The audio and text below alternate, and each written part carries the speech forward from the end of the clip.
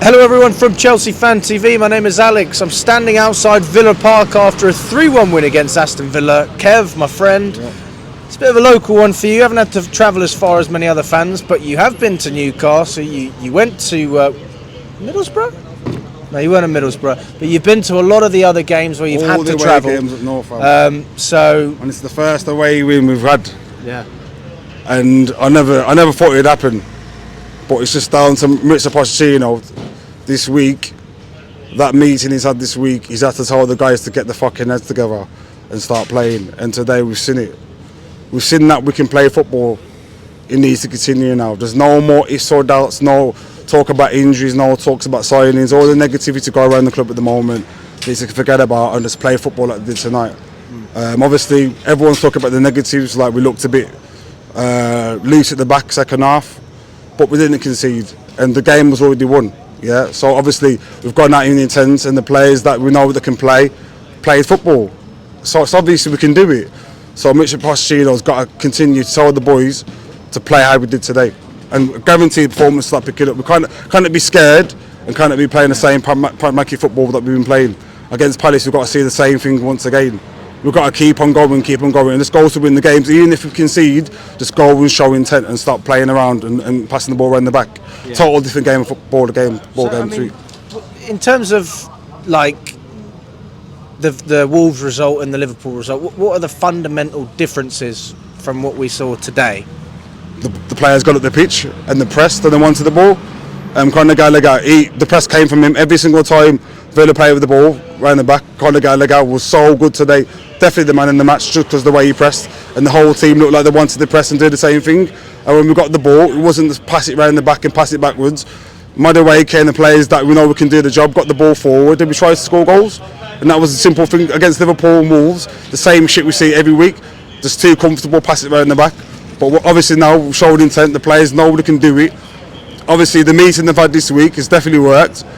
I think this is the start of the season now. Let's start the season now and let's just play the way we did today, first half. Yeah. So you don't believe in a back three with the two wing backs then? Because there was talk about that. I was talking about that and I was fucking angry about it. It's not worked. That's just basically taking another attacking player at the team, and it's going to be the same thing that we've seen. I'm sure when Pochettino played at the start of the season, it never worked. The first few games. So why would we revert back to that? I would say that we've been conceding a lot of goals recently, so maybe that would be a reason to potentially go back. Doesn't matter. Conceding loads of goals doesn't matter. You could play a 3 or 5 at the back.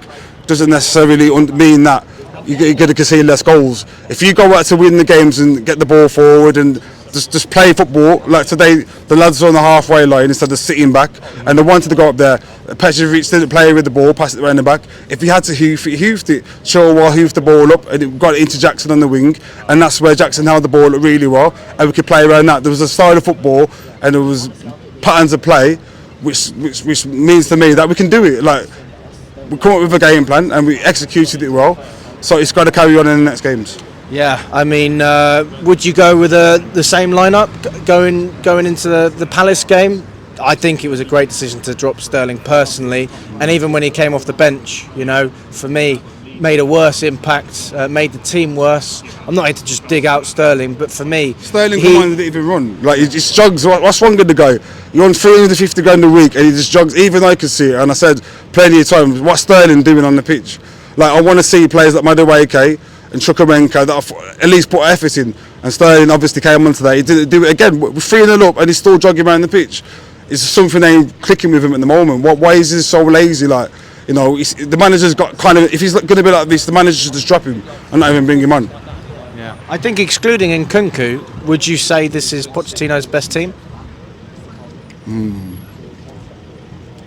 Fuck. Obviously, Reece James as well. To be fair, it just depends how you want to play in it. Today, Conor Gallagher obviously got given permission to go forward and press the defence and get on the ball, and it was brilliant. So obviously against a better team, I'm going to keep the ball better than Villa, because Villa are more a counter team than they. Yeah. So if you played against City or something like that, you want to play Nkunku in the space, so you can keep the ball better. But obviously the game plan we come up with today worked, and Gallagher was key to it. The way he pressed the ball, the way he wanted to get on the ball, absolutely brilliant. And like I said, each game we go into, it's not going to be the same thing. But if we can play football, get the ball into players like Madueke and Jackson played well today, and just go with intent and not sit back and just get the ball in their half and then try and score. That's all we want to see. And then just to finish off, Kev, I mean, we finally won a midfield battle, which was nice to see as well. I mean, a couple 100 million of midfielders, you'd expect it to happen more than every once in a while. Is it the right formula that we've got now? Caicedo relatively deep and Enzo not too far away from him, but with a little bit more freedom. It definitely clicked today. Like Enzo was sitting, Caicedo was all around the pitch pressing, and then Enzo done the pressing, Caicedo was sitting.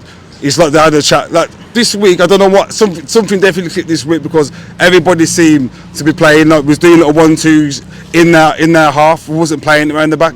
It's like they've just had the talk of each other and the mended stuff, and you know, like I said, the connection between Enzo and Caicedo, you can see Caicedo was dropping, Enzo was moving forward, and this season it's been very, very open, hasn't it? They haven't really been talking to each other, but today something clicked. Always a pleasure, my friend. Thanks for coming.